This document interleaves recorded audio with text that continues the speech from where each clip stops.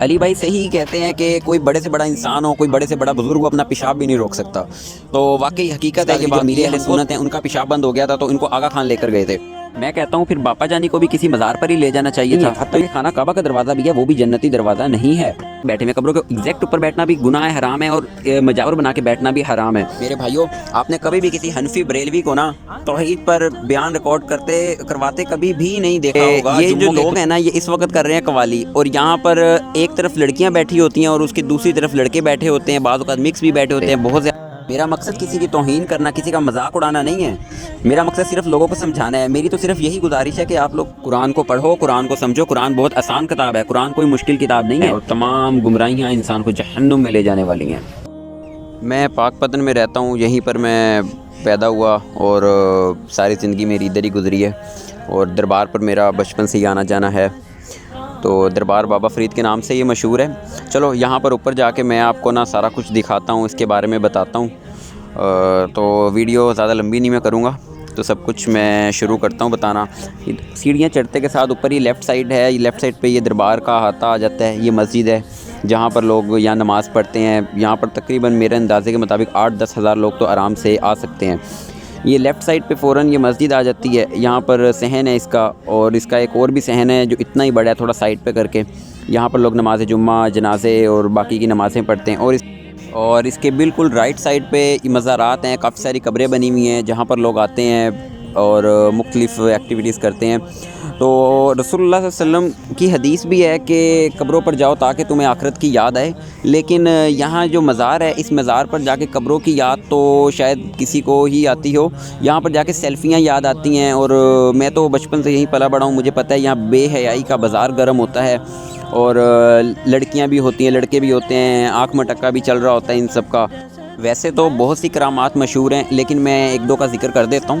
ایک تو ہے ان کو گنج شکر۔ گنج شکر ان کو اس لیے کہا جاتا ہے کہ جو ان کی والدہ تھیں تو وہ ان کی جائے نماز کے نیچے روزانہ شکر رکھ دیتی تھیں، تاکہ جب بیٹا نماز پڑھتا تھا وہ دیکھتا تھا، وہ خوش ہوتا تھا کہ اللہ تعالیٰ کی طرف سے مجھے انعام ملا ہے، وہ شکر کھاتے تھے۔ تو ایک دن ایسا ہوا کہ ان کی والدہ شکر رکھنا بھول گئی، تو وہ اللہ تعالیٰ کی مدد آئی، غیبی مدد آئی، اس طرح مشہور ہے، اور وہ شکر بھی وہاں سے خود بخود ہی وہاں پر آ گئی۔ تو یہ کرامت اس وجہ سے ان کو گنج شکر کہا جاتا ہے۔ اور انہوں نے لوٹے میں بجلی قید کر رکھی ہے، یہ بھی ان کی ایک کرامت ہے۔ اور اس کے علاوہ انہوں نے یہاں دریائے ستلج یہاں 10-12 کلومیٹر کے فاصلے پر موجود ہے۔ انہوں نے کہا ہوا ہے کہ یہ دریا انہوں نے نا روکا ہوا ہے، دریا کو حکم دیا تھا کہ تو نے یہاں پر نہیں آنا، کیونکہ سیلاب یہاں آتے تھے، تو انہوں نے دریا کو حکم دیا ہوا ہے، تو اس وجہ سے دریا نہیں آتا۔ علی بھائی صحیح کہتے ہیں کہ کوئی بڑے سے بڑا انسان ہو، کوئی بڑے سے بڑا بزرگ ہو، اپنا پیشاب بھی نہیں روک سکتا۔ تو واقعی حقیقت ہے یہ بات۔ یہ ہم کو تو مزارات پہ بھیجتے ہیں، خود یہ بڑے بڑے ہاسپٹلس وغیرہ میں جاتے ہیں، آغا خان انٹرنیشنل، الشفا میں یہ جا کے اپنا علاج کراتے ہیں۔ کچھ سالوں پہلے باپا جانی الیاس قادری جو امیر اہل سنت ہیں، ان کا پیشاب بند ہو گیا تھا تو ان کو آغا خان لے کر گئے تھے۔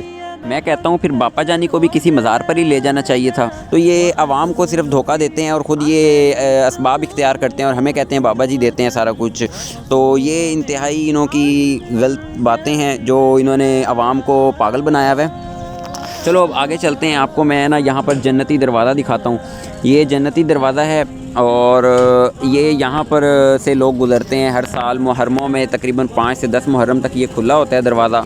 لوگ یہاں سے گزرتے ہیں اور ان کا عقیدہ یہ ہے کہ جو یہاں سے گزر جاتا ہے وہ جنتی ہوتا ہے۔ ایک تو یہ عقیدہ، دوسرا یہ ہے کہ جو یہاں سے سارا سال بعد جب یہ دروازہ کھلتا ہے، سارے سال میں جو لوگوں نے گناہ کیے ہوتے ہیں، ایک سال سے دوسرے سال، دوسرے سال سے تیسرے سال، تو ان کے درمیان کے جو گناہ ہوتے ہیں وہ جھڑ جاتے ہیں، وہ ختم ہو جاتے ہیں جو کوئی اس دروازے سے گزر جاتا ہے۔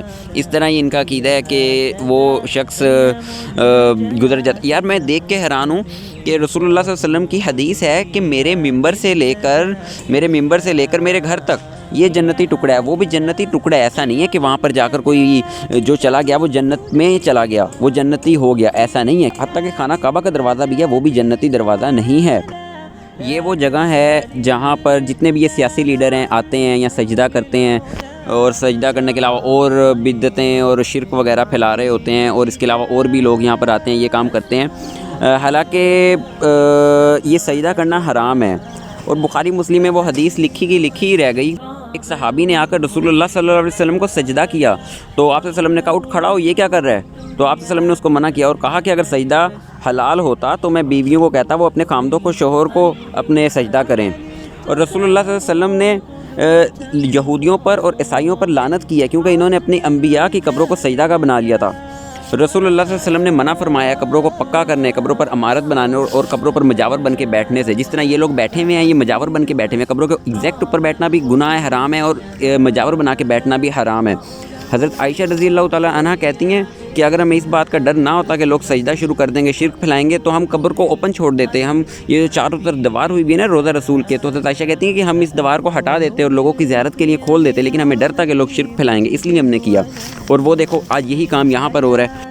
مسند احمد میں حدیث ہے، رسول اللہ کہتے ہیں اے اللہ میری قبر کو وہ بت نہ بنانا جس کی لوگ پرستش کریں، میری قبر پر میلا نہ لگانا، تم لوگ کسی بھی دنیا کے کونے سے درود پڑھو گے وہ مجھ تک پہنچ جائے گا، سلام عرض کرو اور آگے نکل جاؤ۔ آج بھی آپ دیکھیں گے وہاں پر بیٹھنے کی اور وہاں پر میلہ لگانے کی اجازت نہیں ہے قبر رسول پر، وہاں پر لوگ ایک طرف سے گزر رہے ہوتے ہیں اور سلام عرض کر رہے ہوتے ہیں، بس اتنی اجازت ہے، اس سے زیادہ بالکل نہیں۔ بخاری مسلم دونوں میں حدیث ہے، تم بھی اب اگلے لوگوں کی پیروی کرو گے، یہود و نصارہ کی پیروی کرو گے، حتیٰ کہ وہ کسی گو کے سوراخ میں بھی داخل ہوئے ہیں تم بھی اس سوراخ میں گھسو گے جا کر۔ تو آج دیکھ لو رسول اللہ صلی اللہ علیہ وسلم کی وہ غیبی پیشن گوئی جو تھی وہ پوری ہو رہی ہے۔ ہر وہ کام وہ لوگ کر رہے ہیں جو ہندو کرتے تھے، عیسائی کرتے تھے، سکھ کرتے تھے، یہودی کرتے ہیں، آج وہ کام مسلمان بھی کر رہے ہیں۔ حضرت علی رضی اللہ تعالیٰ عنہ سے حدیث ہے، وہ کہتے ہیں ایک تابعی کو، کہتے ہیں میں تمہیں وہی کام نہ دوں جو رسول اللہ صلی اللہ علیہ وسلم نے وہ مجھے دیا تھا؟ تو وہ کیا کہتے ہیں؟ وہ کہتے ہیں کہ جو پکی قبر دیکھو اس کو توڑ دو، تصویر بنی دیکھو تو اس کو مٹا دو۔ تو وہ تمام قبریں زیادہ سے زیادہ جو ہے ایک بالش اس کی اجازت ہے، زمین کے برابر کر دو یا ایک بالش اس کی، اور یہاں پر پورے کے پورے 6 فٹ 10 فٹ 100 فٹ کے مزارات بنے ہوئے ہیں، کمال ہے۔ اللہ تعالیٰ نے قرآن میں ہم سے وعدہ کیا ہے کہ میں شرک کبھی بھی معاف نہیں کروں گا، کبھی بھی اللہ تعالیٰ وعدہ خلافی نہیں کرتا۔ اللہ تعالیٰ نے کہا میں شرک نہیں معاف کروں گا، ہر گناہ معاف کر دوں گا، شرک نہیں معاف کروں گا۔ رسول اللہ صلی اللہ علیہ وسلم نے کہا ہے میں اپنے ہر امتی کو بخشوا لوں گا سوائے اس کے جس نے شرک کیا ہوگا، مشرک کبھی بھی معاف نہیں ہوگا۔ ایک یہی تو گناہ ہے جس سے بچنا ہے، اور ہم وہی گناہ کر رہے ہیں جس سے ہمیں بچنا ہے۔ سب سے بڑا گناہ جو ہے ہم وہی کر رہے ہیں۔ میرے بھائیوں، آپ نے کبھی بھی کسی حنفی بریلوی کو نا توحید پر بیان ریکارڈ کرواتے کبھی بھی نہیں دیکھا ہوگا۔ جمعوں کے خطبوں میں اس کے علاوہ ویسے تقریریں ہوتی ہیں، کبھی بھی یہ توحید پر بیان کرتے ہی نہیں ہیں۔ قرآن میں آتا ہے یہ جو مریدین ہیں یہ اپنے بزرگوں کو کہیں گے کہ یا اللہ یہ ہمیں جو ہمارے بزرگ ہیں یہ ہم کو دو، آج ہم ان کو اپنے پاؤں کے نیچے روندیں، انہوں کی وجہ سے ہم آج جہنم میں جا رہے ہیں۔ اللہ تعالیٰ کہے گا نہیں تم بھی جہنم میں جاؤ گے، یہ بھی تمہارے ساتھ جہنم میں جائیں گے۔ میں آپ کو وہ باہر کی جگہ دکھاتا ہوں جہاں پر یہ قوالیاں ہوتی ہیں اور ناچ گانا کیا جاتا ہے۔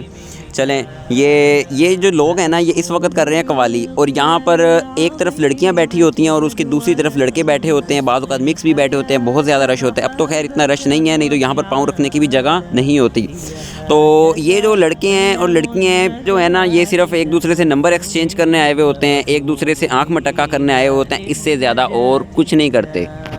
میرا مقصد کسی کی توہین کرنا، کسی کا مذاق اڑانا نہیں ہے، میرا مقصد صرف لوگوں کو سمجھانا ہے۔ میری تو صرف یہی گزارش ہے کہ آپ لوگ قرآن کو پڑھو، قرآن کو سمجھو۔ قرآن بہت آسان کتاب ہے، قرآن کوئی مشکل کتاب نہیں ہے۔ آج یہ خانہ کعبہ کی حکومت یہ بریلویوں کے ہاتھوں میں آ جائے تو یہ اپنے ڈھول دھمکے اٹھا کے یہ وہاں پہنچ جائیں گے، خانہ کعبہ پہنچ جائیں گے۔ انہوں نے یہی جو ہلڑ بازیاں ہیں، یہ قوالیاں ہیں، یہ وہاں پر بھی شروع کر دینی ہے۔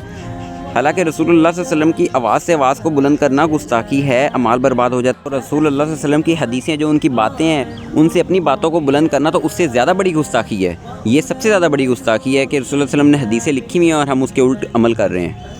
آخر میں وہ خطبہ بیان کر دیتا ہوں جو رسول اللہ صلی اللہ علیہ وسلم ممبر پر بیٹھتے تھے تو ہمیشہ وہ خطبہ دیا کرتے تھے، وہ رسول اللہ کا خطبہ میں بیان کر دیتا ہوں۔ اما بعد فإن خير الحديث كتاب الله وخير الهدي هدي محمد صلى الله عليه وسلم وشر الأمور محدثاتها فإن كل محدثة بدعة وكل بدعة ضلالة وكل ضلالة في النار۔